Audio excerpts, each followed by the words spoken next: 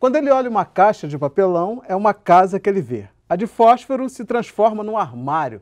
Nas mãos dele, um simples vidro de perfume pode virar um lustre. Autodidata, a habilidade desse artista de ver tesouros no lixo não tem fronteiras. Suas obras já foram expostas em países como Cuba e Estados Unidos. Eu vou conversar com o artista plástico Sérgio César. Sérgio, obrigado aí por ter vindo. Prazer. E para a gente começar, né, vamos aqui te mostrar um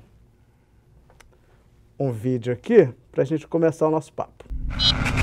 Sérgio César é um típico artista plástico carioca com todas as nossas dificuldades, não só como artista, né, que nós temos, e ser artista negro e trabalhar com o reaproveitamento do que, quando você não sabe, chamamos de lixo, né? E aí eu vim descobrindo que o que a minha ignorância em relação ao reciclar o olhar estava me levando. Eu tive uma época que eu descartei lixo na rua, eu descartei o microlixo na rua. Na época que eu fumava, eu passei um período, né, de, infelizmente, jogando, porque é microlixo, né? Então, e a vida me coloca, assim, do microlixo me levar para o mundo e me ter me dado a possibilidade de passar essa minha visão, essa reciclada do olhar, né? Acho que nós temos que ter uma atenção maior, uma qualidade de vida maior, né? Termos mais acesso à questão da cultura. E é onde eu levo a minha caravana, que é a arquitetura do papelão, né? Que a gente passa um pouco isso, um pouco do que aprendemos, um pouco do que o meu povo da roça, né? Meus pais, minha mãe, meus avós, me passaram, né? Então todo movimento que você faz e todo movimento que foi me passado é esse movimento do reaproveitamento. Aí eu pego o lixo não só meu, como dos outros, né? E transformo em arte, não só em arte, é uma possibilidade de vida, de uma vida nova dentro do caos que nos colocam, né? Dentro do caos que a gente está vivendo aí. Então, essa cultura do reaproveitamento é uma cultura que você aprendeu dentro da sua casa, é isso? Isso vem desde dos meus avós na roça, né? Porque você começa a observar assim, a caixa d'água. Não tinha caixa d'água, mas tinha um galão de plástico que era de óleo. E se você colocar 2 metros de altura, né, e ter balde para jogar água, você vai acabar tendo uma caixa d'água. A maneira que meus pais, já os meus pais e minha mãe, né, meus pais, meu pai era porteiro de um prédio, onde eu nasci, de classe média alta, na General Glicério. Laranjeiras. Laranjeiras.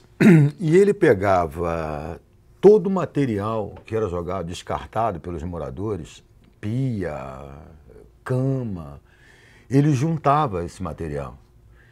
E o que ele fazia com esse material, que eu ficava, né, como criança, assim, papai, a gente não consegue. Primeiro que nós não tínhamos uma outra casa, ainda não tinha comprado o barraquinho dele, engenheiro pedreira. Ele juntava aquilo ali, depois eu comecei a observar, porque os barracos no Morro Dona Marta, nos períodos de chuva, que ainda eram barracos de pau a pique, caíam muito. E os moradores perdiam muitos objetos, né? Uma cama, uma cadeira, é difícil, né? E papai, ele avisava os moradores e levava. E ele transformava, assim, eu levei uma coisa que mais me emocionou nesses anos com essa visão, que eu não pude falar para o meu pai, que esse movimento que ele estava fazendo, esse movimento, ele levou 8 meses para me dar uma bicicleta, no dia do meu aniversário. Ele juntou guidão de uma bicicleta X, freio de uma bicicleta com lá, uma roda era aro 26, outra era aro 24, uma parte da tinta era tinta para ferro e a outra tinta era para parede. Aí chegou no dia do Natal, no dia do meu aniversário, ele me deu essa bicicleta. Ele construiu uma bicicleta. Construiu, né, através do que as pessoas descartavam. Ele reaproveitou isso tudo e pumba.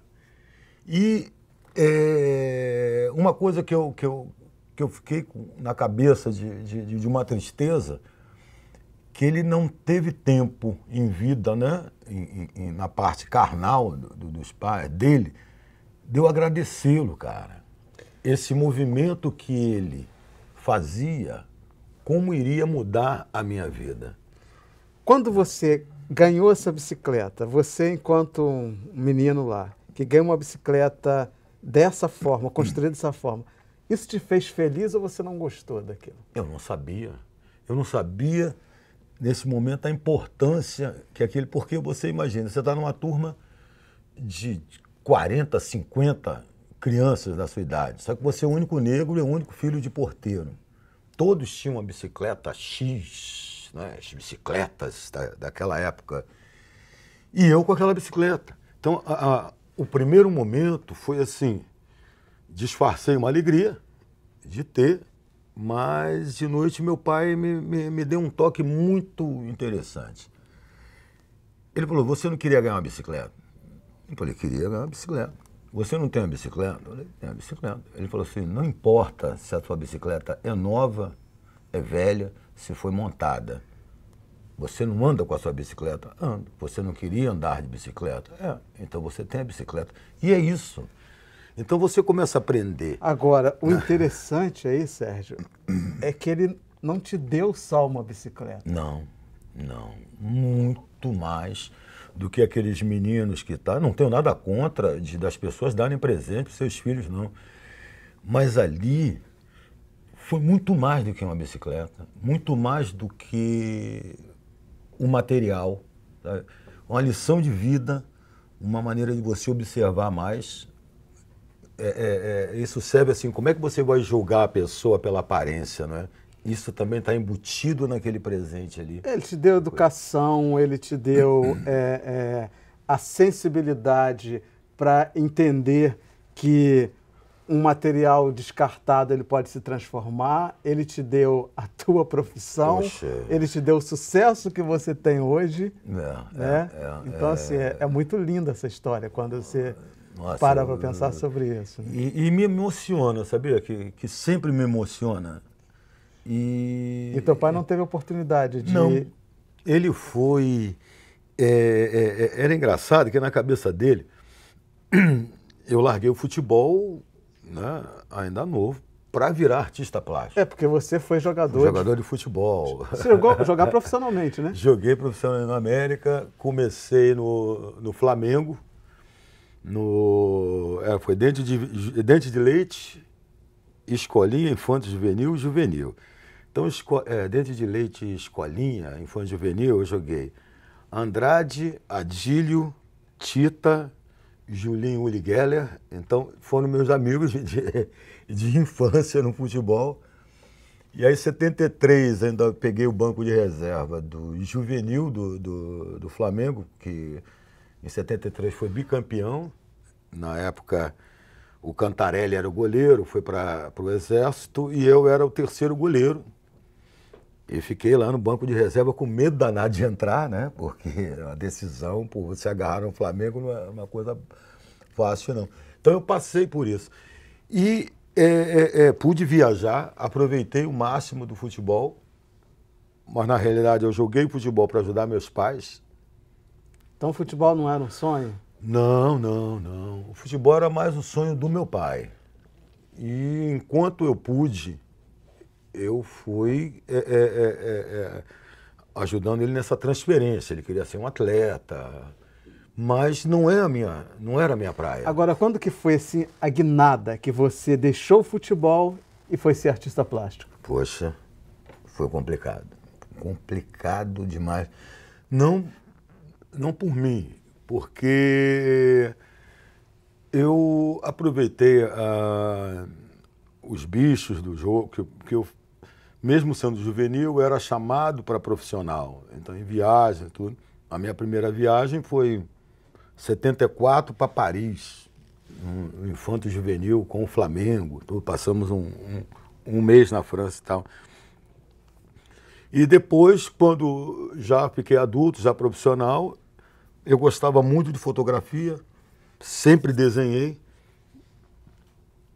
Aí eu vi a oportunidade de comprar um equipamento fotográfico legal, sabe? Vontade nessa época, tu foi modelo também? Fui modelo. Olha, você jogou nas 11, é isso? Eu acho o seguinte, como nós estávamos conversando, as pessoas nós nos reinventamos sempre. Cada dia nós temos que nos reinventar. Então teve uma época que eu fui segurança da Luísa Brunet. Aí a Luísa Brunet falou, você não é um negro para ser segurança, você é modelo. E aí comecei a fazer foto na revista Desfile, que eu me lembro. E quando você está do outro lado, você acha que é fácil ser um negro bonito, né? Um corpaço e tal, que você vai sair em todas as revistas. Lendo engano. Lendo engano. Então, na época de Desfile, eram 600, 700 páginas, tá? Mas só podia ter um negro na edição inteira. Você tinha mais de 300 imagens de modelos brancos, mas de negro você só tinha que ter um. Aí eu fiz Isso quando podia ter né? Não era tão fácil. Nem sempre. Tem um modelo que foi pioneiro nisso, gente. Está me faltando o nome dele. E aí a Luísa Brunet, um belo dia, falou, bom, eu vou falar, você não tem que estar, porque você não se veste, não se fala, não anda, você não é um segurança. Eu falei assim, não, eu estou aqui porque meu filho nasceu e eu tinha feito umas lutas, taekwondo, capoeira e tal. Eu falei, bom, e tinha um corpo grande, eu falei, vou aproveitar. Ser segurança. Parar um pouco nesse muro aqui, esperar ter mal e eu vou me embora. E foi. Depois fiz Renato Aragão, que foi muito interessante. Eu entrava mudo e saía em silêncio, mas entrava um cachê. Eu fui As Filhas do Trapalhão, a Filha dos Trapalhões. Eu entrei mudo e saí em silêncio. Depois foi O Vagabundo Trapalhão, eu entrei em silêncio e saí mudo. Mas entrava um cachê e tal. E também não era a minha praia, entendeu? Então, depois do futebol, a gente vai entrar na tua praia, mas vai ser no segundo bloco, porque a gente vai ter que dar uma pausa agora. Fique com a gente, um intervalinho rapidinho.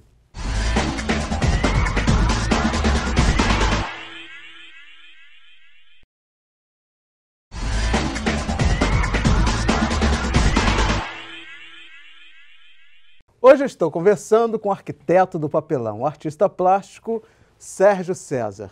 Sérgio, vamos aí então entrar na tua praia agora. Como é que foi que você, depois de ter feito tanta coisa, jogado futebol, ser modelo, ter feito figuração na televisão e tal, você falou, não, agora você é artista plástico. Como é que foi isso?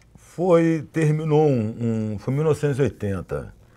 Terminou um treino no América profissional, eu já estava com um contrato profissional e tinha um empresário que estava tentando me negociar o meu passe para os Estados Unidos, em 80. Estava começando o futebol lá e ia ser uma maravilha. Não. E o América não queria me vender, não quis me vender e tal, não queria liberar o meu passe. Aí eu cheguei no treino, treinei direitinho e tal, peguei meu uniforme, tomei banho e botei na minha cabeça, nunca mais eu piso nesse clube, não jogo mais futebol. Fui embora para casa e aí foi o problema, né? Vou fazer o quê? Eu vou contar pro meu pai. Sim. Aí falei com ele que, pai, não jogo mais futebol. Para ele entender aquilo, assim, né, foi uma pancada para ele. Ele passou uma semana sem falar direito comigo. Eu acho que eu frustrei o sonho dele. O futebol trazia uma perspectiva de sucesso, né? Sucesso. O que ser artista plástico naturalmente não traria. Filho de porteiro, tá? Naquela época, 80, mexendo, eu fazia argila, né? argila, madeira, cimento, depois foi bronze, pintura em tecido, até chegar no papelão. E meu pai não entendia isso. Meu pai, para ele, artista plástico era maconheiro. Depois você vê que, na realidade, quando ele falava da coisa, artista é maconheiro, na realidade ele estava nos protegendo. É o seguinte, se hoje em dia já está ruim para negro, jovem, imagine antigamente para um filho de porteiro, negro, jovem, se fosse pego com baseado no meio de uma turma de garotos da mesma idade, com dinheiro, quem ia rodar era eu. Então, seria o traficante, com certeza. Seria, o vapor é ele, né? E eu entendia muito bem o que ele colocava. E ele só foi a uma exposição minha depois de 6 anos, eu acho. 6, 7 anos, que ele foi uma exposição minha. Ele só tomava cerveja. Ele sempre inventava uma desculpa. Não vou no coquetel porque tem vinho e não tem cerveja para mim, não sei o que e tal. Ele sempre inventava. Mas teve uma exposição no Rio Otton Palace que levaram meu pai. E ele saiu carregado, né? Porque ele nunca tinha visto... Eu fazia escultura em pedra nessa época. E assim, estava perto, e as pessoas elogiando o trabalho, essa coisa, elogiando o filho dele, né? Ele tomou vinho, coitado. Aí saiu carregado, foi a primeira e última vez que ele foi a uma exposição. Mas o que eu tive que me reinventar, porque quando eu falei com ele que eu ia ser artista plástico, só voltando ao iniciozinho ali, né, da coisa que você tinha perguntado, o que aconteceu foi o seguinte, eu comecei a fazer escultura em pedra sabão, e o apartamento nosso de porteiro, ele tinha um quarto de 2 metros por 3 e pouco. A sala era 2,5 por 2,5. O banheiro era 1,5 por 1,5. A cozinha tinha 3 de comprimento por 2,5 de... Então era muito pequeno. E eu comecei a lixar pedra lá. Aí eu matei um passarinho. Meu pai tinha 4 passarinhos, então eu matei um. Aí você para de jogar futebol, diz que vai virar artista, faz uma escultura e mata o passarinho do teu pai, né? Aí eu não tinha... eu fui mandado embora de casa. Realmente o negócio fica difícil. Eu fui mandar embora de casa. Mas pra gente otimizar o assunto, que a história é muito grande, como que você chegou em Duas Caras? Tua obra vira abertura de novela e como é que foi esse processo? É verdade que quando você recebeu o telefonema você não acreditou? Não, eu não acreditei. Eu tinha feito eu já fazia exposições, aí em 2004, eu fui contratado pelo Rio Designer, do Leblon, para fazer uma exposição. E naquela época era muito interessante, né? Porque eu trabalho com lixo, eu retrato o nosso povo, não só dos negros, mas a galera do sufoco que mora no cortiço, né, nos casarões e tal. Eu levei isso para dentro do Leblon. Então, agora o curioso também, assim, que me chama a atenção, porque você retrata muito esse cortiço, favela e tal, mas você não tem essa vivência, você não foi criado numa favela, você foi criado na Zona Sul ali, num prédio de classe média, filho do porteiro, mas num prédio de classe média. Como que você consegue dar vida a essa realidade com a perfeição que você dá? Olha, aí eu coloco tudo isso também na conta dos meus pais. Porque como eles ajudavam as pessoas no Morro, Dona Marta, e meu pai morreu, deixou 80 afilhados no Morro, Dona Marta. Então as pessoas que ele ajudava lá davam os filhos, assim, uma maneira de retribuir. Muito fantástico isso. E eu ia com meus pais. A gente subia o Morro Dona Marta pelo meio da floresta ainda, né? No meio da mata que tem lá. E eu tenho essa coisa que eu levo para a minha vida, que é observar. Então, eu observava aquelas construções, eu vi é uma coisa que não existe hoje mais, até na questão do tráfico de drogas, a distância que uma criança tinha que ficar do pão de drogas, sabe? Era o respeito que ainda tinha, né? Então, e depois que eu tive projeto chamado Recuperarte, eu trabalhava com jovens, foi até no projeto Comunidade Solidária.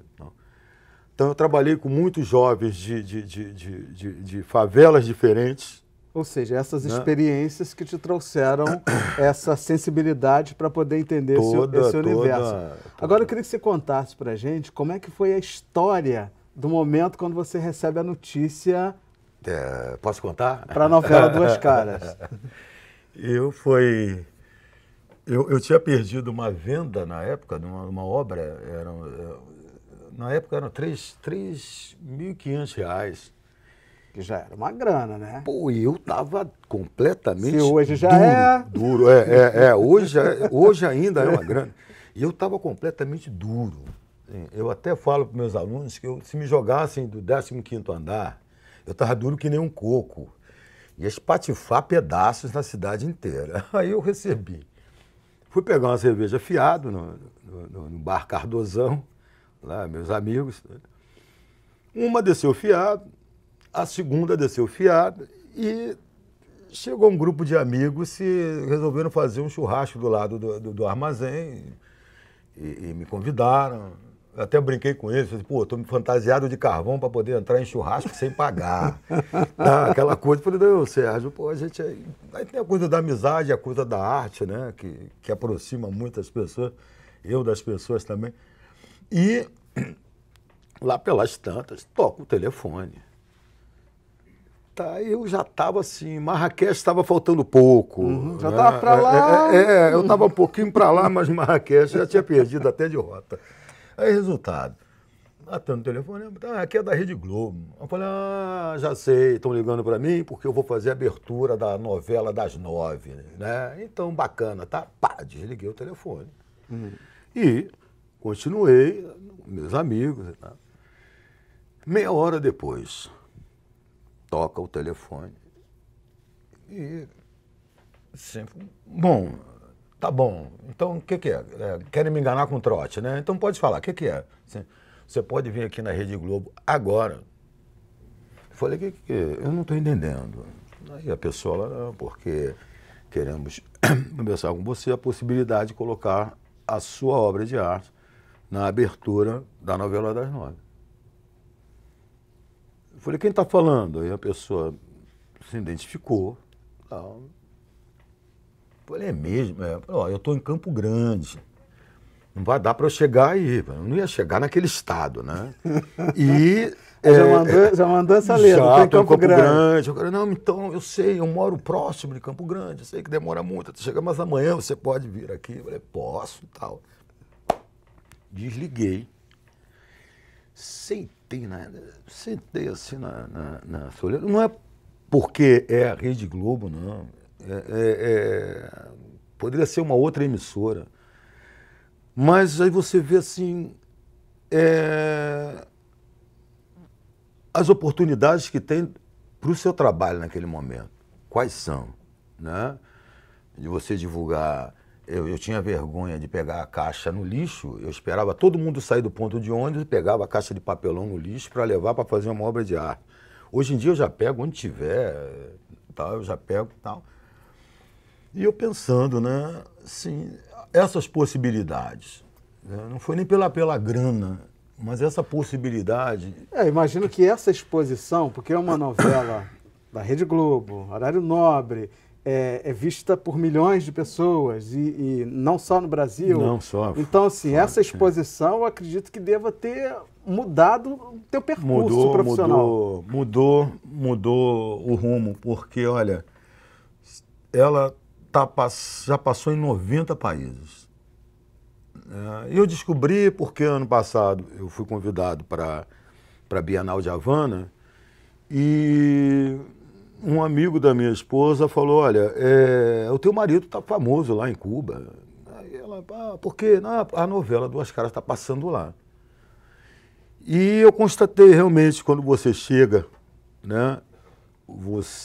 As pessoas se identificam, porque uma coisa interessante para nós, eu levo para os meus alunos, e eu levo para todas as pessoas que se acham incapazes também, não é questão só da novela, é do seu trabalho, da sua arte, né?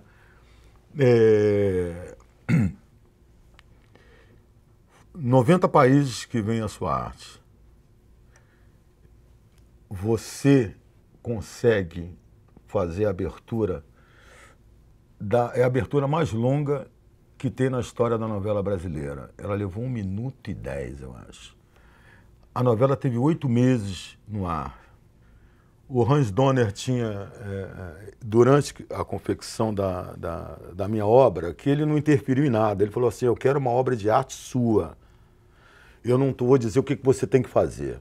Eu quero uma favela plana, uma obra de arte sua, sem interferência nenhuma e tal. E ele viu como o ritmo que foi sendo construída a coisa. Eu tinha egresso penal trabalhando comigo. Eu tinha aposentado trabalhando comigo. Eu tinha o pedreiro que entrou na equipe e acabou virando cozinheiro. Quer dizer, essa turma toda fez, né? Ou seja, possibilidades que você dividiu, criou outras possibilidades para outras pessoas. E aí estamos no Meu mundo querido, inteiro. Da tua mão, muitíssimo obrigado. Poxa, eu que tenho que agradecer, acho que tem muita coisa para falar, o tempo é curto. O tempo é curto, tem muita coisa, mas é uma honra estar diante de um artista como você, de um talento que você é e do trabalho que você tem espalhado pelo mundo, que a gente sabe que tua obra está no mundo. Tá por aí. Né?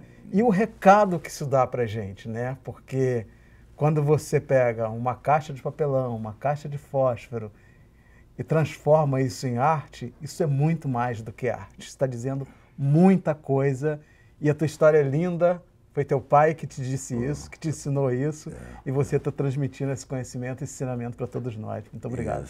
Eu só tenho que agradecer a vocês, ao programa, que é esse espelho que está servindo para jovens que estão aí, para jovens que não têm opção de ver um programa tão inteligente do que vocês estão fazendo, e tão assim pele, né? Tão alma. Eu que tenho que agradecer, tá, vocês. Muito obrigado, querido. Eu conversei com o artista plástico Sérgio César, e para rever essa entrevista ou qualquer outra edição do programa, basta acessar www.alerj.rj.gov.br ou cultine.com.br, que vai estar tudo lá para você, tá? Obrigado pela companhia e até o próximo encontro. Eu te espero.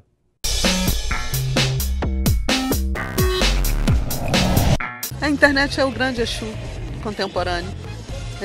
Ela é o grande movimento.